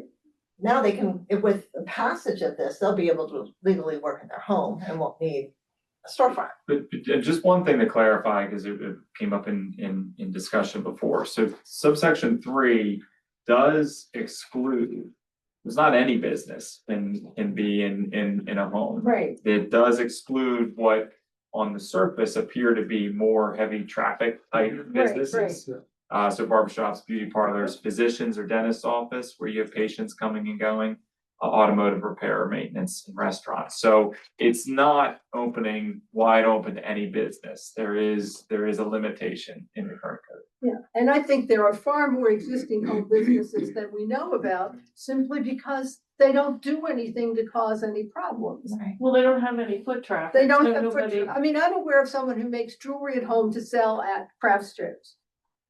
Maybe once in a while, a customer may come to the house to pick up a custom piece, but there's no sign. I looked at the web page. It just says historic Newcastle. It doesn't even give the address of where this person lives. So, and the nature of the business is not noisy. It doesn't cause any issues with chemicals or any of that kind of stuff. So, and then we have artists, you get into the whole thing of gig workers who work from home from behind their computer. I mean, we have loads of people doing that. Well, and I will say Max was very adamant that he would not pursue going after somebody who was just working from home. He didn't feel that was a prudent use of time or money. Right. It's also a gray area, but agreed. Yeah. Well, especially if you're employed by an employer. Yeah. You know, And like is not that a in that city, distinction yeah. between if you're employed by an employer and maybe even go to that employer's physical office once or twice a week, as opposed to a self-employed architect or web designer who sits at your computer all day, talks on the phone, does Zoom meetings. Probably if you meet clients, you go to the client's location, not have the client come to Right. you. Sometimes you don't want people in your home. Right. You're not gonna invite someone into your home to have a. You may write a brief in your den at night at home, but And that is the challenge, right? So that's where the gray area is, because the question is are you holding your home out as your office? Right. And that's where it gets into the weeds. and some of these would be doing that, the dressmaker Correct. example. That's correct. The artist may or may not sell the jewelry maker could be considered a form of an artist, but a painter may or may not sell their paintings from their home. They may work at home and then sell paintings in a gallery or wherever, craft shows or art shows, dressmaking, same sort of thing. Historically, in my experience, the home occupations arise when somebody needs a business license. And the entity giving the business license needs zoning's approval. And then that's the mechanism, that's sort of the hidden hand mechanism that tells the society that this person is operating a business in their home. And then the locals have to go to the code to see, how it's permitted. Or complaint driven, they don't have a business license and there's a bunch of people in and out, deliveries. So those are the ways that these things become known. So, my suspicion is if we pass this, everything would pretty much go along as it has been going along. It would just be legal and Well, those people, to Mr. Rogers' point, they would have to get. then they would have to get business. But now does an architect who works from home have to get a business license? Yes. Yes, because that's a professional office. Even if they don't receive clients there. It has more to do with whether you're generating revenue. That's Okay, kind of the okay. key. And the underlying reason for a business license is so the state knows you're in business to collect taxes. Right. So, But here's a twist, what I said earlier, if an architect is employed by a larger company from New York City, but works from home, is that Where are you, and that's the that's difference yeah, yeah. between working Yeah. from home and then, LLC so versus my individual. office is in Newark. Yeah. If I am sending emails at night at home, I'm working from home, that was the point, we're not, you're not gonna get into somebody who happens to be working from home compared to where their office, and they're holding their office. So, So it's location of LLC basically is what you're saying is. But then. yeah, well, and who's the entity receiving the money? The guy who works for the New York architect firm, they're not sending him the check, they're sending To the the check to firm. New York City. Yeah, And they they, get salary. they pay him his salary. But now, if we require $1 million liability insurance for a business license, and you have an architect sitting at home designing buildings or gardens or whatever, that person's gonna be required to have $1 million liability insurance when they get their business license? If they're not working for another firm, Right, if that's they're their independent. location of their business. I guess I can't write off my living room for the mayor's office. No. You already have legal address.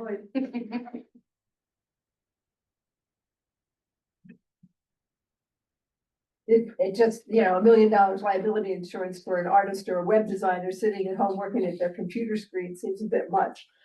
Even if they work independently, It's only like $200. it's not a lot. I have it. So was 556 to be voted potentially tonight as well? No. No, but you We have already. still have to do had a public hearing. You have already had a public hearing for this one, when it was first introduced, So because it was this- first introduced to council. Correct. This Right. will be voted already. It had to be voted on. No, we've only done the first reading, I thought, and then we referred it, planning, we've had 555 came from planning, so we doesn't have to go back to them unless we make significant alterations, right? I guess I wanted to see 556 if they voted on. Maybe I'm confusing myself, Yeah. sorry. I've had a lot of. No, I think there's been the initial reading, then it was referred, and so now it's to Now come it's back have for the public hearing. Yeah, we still have to do Okay. the public hearing and second reading on 556 before we can vote on it. Can we have amendment at R1 in it tonight before it gets back? Or is that, like, because we discussed that. Yeah, so what I'm gonna do, because it's not just a simple amendment, you have to actually add a new section. I'm gonna have that prepared, so if it be the will of council during that night to consider, it would be in writing, so you can see it and Oh, you we'll can action in Okay. writing. That's all. There would be minor revisions to the R1 section as well, because. Which one? Oh, So the R1 district already permits. This confused me before. R1 and code, you mean, like? Yeah, these, however, home occupations shall not be interpreted to include. There may be some tweaks to the R1. Yeah. That's needed because the R1 permits physicians and dentists But not everybody. For an accessory use in structure. for accessory, by right. So it would be odd to have this, home occupation say it doesn't include this, and then the next section say you can have it. So they're There's always, a reason to take away that right in R1. yeah, we don't want to take away that. I mean, unless you do, but I never heard anything to that effect. So there may be some minor revisions Which to the R1. 100% is why that amendment we'll put in writing. Many of the other things that you had talked about, such as, 270 days or not 270 days, percentages and whatnot, those are strike throughs and those are simple amendments that you can do at the dais. So that can be that conversation. For this one, we'll come prepared with an amendment, again, will of council, but at least you'll have it in writing. Right, that'll help, yes. I apologize, you did not have a public hearing for this one. I didn't think so, but. All right, anything else? Is there a motion to adjourn? Well, the one Well- question, do you need the executive session? Yeah. Okay, do I have a motion to adjourn to executive session? So Second? Second. Great, the meeting's adjourned. Thank you all for coming. Thank you. Thank you. Now that it's over, if citizens have questions or comments, now that they've heard your discussion, is there anyone they can send questions